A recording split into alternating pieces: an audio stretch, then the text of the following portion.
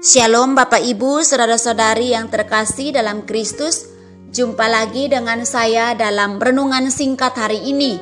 Doa dan harapan saya, Bapak Ibu, saudara-saudari terpelihara baik dengan damai sejahtera daripada Tuhan kita, Yesus Kristus. Tema renungan singkat kita hari ini adalah kubur kosong dan kursi kosong. Bapak Ibu, saudara-saudari yang terkasih dalam Kristus, Jumat 15 April tahun 2022 lalu, usai mengikuti kebaktian Jumat Agung dan perjamuan kudus secara online dari rumah. Namun sebelumnya subuh sekitar pukul 4:20 waktu Indonesia Tengah, saya menyaksikan pawai obor. Ini pawai obor di mana saya sudah tidak mengikuti lagi 22 tahun yang lalu. Saya sudah tidak pernah melihat dan kali ini baru pertama kali saya melihat, dan saya melihatnya di balik jendela sembari duduk di kursi ruang tamu seorang diri. Saya teringat sejenak mengenang Paskah 2 tahun yang lalu kalau kami berdua, saya dan ponakan saya yang waktu itu bernama Juan, belum dipanggil pulang oleh Tuhan, beribadah secara online. Karena waktu itu tidak ada ibadah secara outside di Jakarta karena Jakarta darurat COVID. Kami berdua duduk bersama di ruang tamu kalau itu dan beribadah. Saat itu sayalah yang memimpin ibadah berdua, sembari kami sharing bagaimana memaknai Paskah setiap tahun. Bapak Ibu, saudara-saudari yang terkasih dalam Kristus, saat saya melihat pawai obor sembari duduk di kursi di ruang tamu, saya teringat kembali kami berdua duduk bersama sembari memuji Allah. Sekarang di ibadah Paskah tahun kedua, kursi di samping saya kosong karena memang Tuhan sudah memanggilnya pulang. Bapak Ibu, saudara-saudari yang terkasih dalam Kristus, perayaan kebangkitan Yesus bermula dari kegemparan di makam pinjaman tempat jenazah Yesus dimakamkan, usai menyerahkan nyawanya di kayu salib. Kegemparan menghardik para murid, terutama para murid perempuan yang telah tiba lebih dahulu di sana, mendahului Petrus dan para murid pria lainnya. Mereka menemukan batu penutup kuburan telah terguling dan jenazah Yesus sudah tidak ada di sana. Mereka hanya bertemu malaikat yang mengingatkan mereka pada perkataan Yesus beberapa waktu sebelum kematiannya bahwa dia akan bangkit pada hari yang ketiga.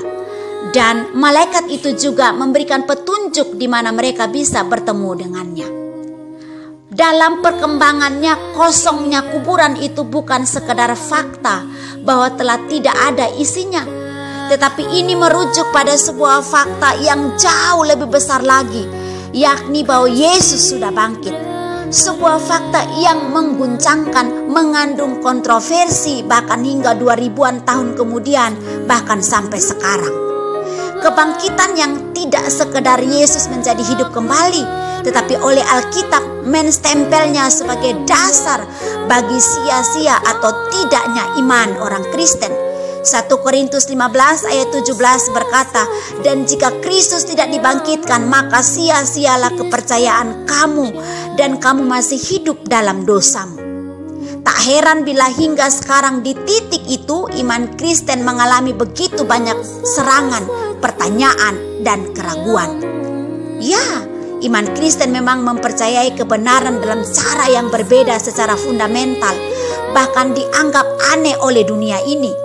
Iman Kristen mengajarkan bahwa hidup yang sejati hanya bisa diperoleh melalui pendamaian dengan Allah, yang berarti mengasumsikan bahwa manusia memiliki masalah kekal dengan Allah.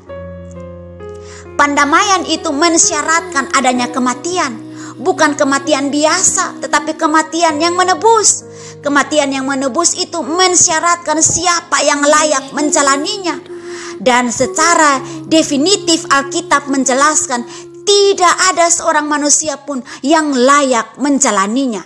Tidak heran bila iman Kristen itu bagi mereka yang tidak memahaminya dengan baik benar-benar terasa konyol atau bodoh. Sebab satu-satunya yang layak menjalani syarat itu adalah Allah sendiri. Dan Allah memutuskan menjalani syarat itu. Dia datang ke dalam dunia menjadi manusia dan melakoni kematian itu di kayu salib. Heran sekali, Allah yang Maha Kuasa harus menempuh cara yang terlihat konyol dan bodoh seperti itu. Kok ada Allah yang seperti itu? Matinya pun bukan sembarangan mati. mati dalam siksaan orang-orang kafir Romawi yang diprovokasi oleh para tokoh agama Yahudi, dijual 30 keping perak oleh muridnya sendiri. Tak berhenti sampai di situ. Sebagaimana Yesus sendiri telah nyatakan sebelumnya, kematian tidak akan mengakhiri hidupnya. Dia akan bangkit kembali pada hari yang ketiga. Sesuatu yang membuat para muridnya geleng kepala karena keheranan dan kebingungan mencernanya. Dan itulah yang terjadi pada pagi minggu itu, ketika para murid menemukan kubur kosong melompong itu. Iya, dia sudah bangkit, dan itulah Paskah sesungguhnya. Bapak, Ibu, saudara-saudari yang terkasih dalam Kristus, banyak yang beranggapan bahwa untuk percaya kepada Allah tidak perlu sampai seperti itu. Mereka menginginkan logika beragama atau beriman yang semua urusannya cukup ditangani oleh dan melalui kapasitas manusia saja. Bagi mereka logika beriman ala kekristenan itulah tidak normal. Itu tidaklah normal, tidak mengikuti logika rasio dan kehidupan yang alamiah, yakni bahwa manusia bisa mencari jalannya sendiri dan menciptakan sendiri hubungan yang layak membawanya ke sorga bertemu dengan Tuhan. Itu sebabnya, seperti juga dinyatakan oleh Rasul Paulus, iman Kristen dianggap sebagai keanehan, tidak dapat diterima dan bahkan lebih layak dianggap sebagai kebodohan. 1 Korintus 1 ayat 18 berkata, sebab pemberitaan tentang salib memang adalah kebodohan bagi mereka yang akan binasa, tetapi bagi kita yang diselamatkan, pemberitaan itu adalah kekuatan Allah. Akan tetapi menariknya Bapak, Ibu, saudara-saudari yang terkasih dalam Kristus, Alkitab justru mengatakan bahwa justru apa yang dianggap sebagai kebodohan itulah yang menjadi inti dan keunikan dari iman Kristen. Bahkan tak cuma berlaku bagi orang Kristen, sebab keunikan itu sekaligus menjadi batu uji bagi setiap orang. Itu sebabnya juga disebutkan bahwa kebinasaan akan menjadi ganjaran bagi mereka yang menolak ikut mempercayai apa yang disebut sebagai kebodohan itu. Sebab dengan menganggapnya sebagai kebodohan, maka mereka kehilangan kesempatan satu-satunya untuk menerima anugerah yang menyelamatkan melalui pengorbanan yang tragis dan terlihat sebagai kebodohan itu. Bapak, Ibu, saudara-saudari yang terkasih dalam Kristus, demikianlah kelahiran, siksa, kematian, kayu salib, kubur kosong, kebangkitannya telah menjadi bagian tak terpisahkan untuk mengerti iman Kristen. Yesus tidak memerlukan lagi kubur. Yesus tidak lagi memerlukan kuburan kosong. Bahkan ponakan saya pun yang saya saksikan tadi, yang bernama Juan, juga tidak lagi memerlukan kursi jatahnya itu. Dan memang dia tidak bisa lagi mengisinya. Itu tidak terelakkan. Juan sudah tidak ada di sini, tidak mungkin lagi dihadirkan untuk mengisinya. Setiap orang pada akhirnya akan mengosongkan kursinya, apapun bentuk dan kualitas kursi jabatan, kursi warisan, kursi bersejarah, kursi kehormatan, dan lain-lainnya yang melekat pada kursi ini. Ya, semua kita akan mengosongkan kursi kita pada waktunya. Bapak, Ibu, saudara-saudari yang terkasih dalam Kristus, bukan saja karena kursi itu bisa berpindah ke pengguna lainnya, tetapi karena kita benar-benar pasti akan meninggalkan kursi itu kosong total. Semua orang akan meninggalkan kursi yang menjadi penanda eksistensi dan upayanya bertahan di dunia yang senyatanya fana ini. Semua akan bergeser dari meninggalkan kursi menuju kuburan. Namun Paskah mengajarkan bahwa meninggalkan kursi dan menuju kuburan bukanlah akhir kehidupan. Sama seperti Yesus melewati kematian untuk mengalahkannya dan kemudian memberikan kehidupan yang tak cuma untuk hidup di dunia ini, tetapi juga bersifat kekal. Demikianlah setiap orang yang percaya pada kebodohan salib dan kuburan kosong itu tidak berakhir di kuburan. Mereka tak hanya akan mengosongkan kursi mereka selama hidup, tetapi juga akan mengosongkan kuburan mereka pada waktunya ketika Dia yang telah bangkit itu membangkitkan mereka kelak. Demikianlah kini pengharapan yang sama bagi kami khususnya keluarga. Ya, Juan telah meninggalkan kursinya. Kini jasadnya ada di kuburan, tetapi hidupnya yang sejati, yang tidak lagi fana itu ada di sana, di salah satu kursi di sekeliling Yesus yang telah meninggalkan kubur kosong itu pada 2000 tahun lebih lalu. Demikianlah juga kami memiliki pengharapan bahwa Dia yang sanggup mengosongkan kuburan itu juga sanggup mengisi kekosongan di dalam jiwa kami karena kehilangan Juan sementara ini.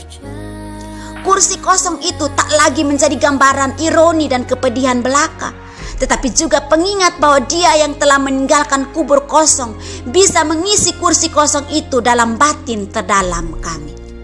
Bapak, Ibu, saudara-saudari yang terkasih, apakah itu berarti kami tidak lagi sedih dan merindukannya? Kami sepertinya sebelumnya sama seperti cinta kami yang abadi untuknya. Demikian kami selalu merindukannya dan memiliki cinta untuk terus menerus. Seringkali kerinduan itu begitu kuat sehingga bisa membuka keran tak terlihat, sehingga setiap kali air mata bisa mengalir, bahkan sangat deras. Dan itu bukan air mata biasa, bukan air mata kesia-siaan. Itu air mata kasih, bukan semata kesedihan. Demikianlah kami mengasihi Juan dalam ingatan dan segenap hidup kami. Sebab Dia yang telah meninggalkan kursi tahtanya di sorga, mati lalu bangkit dan mengosongkan kuburan kematiannya, juga telah kembali ke tahtanya itu untuk menyediakan tempat bagi mereka yang percaya kepadanya dan dikasihinya.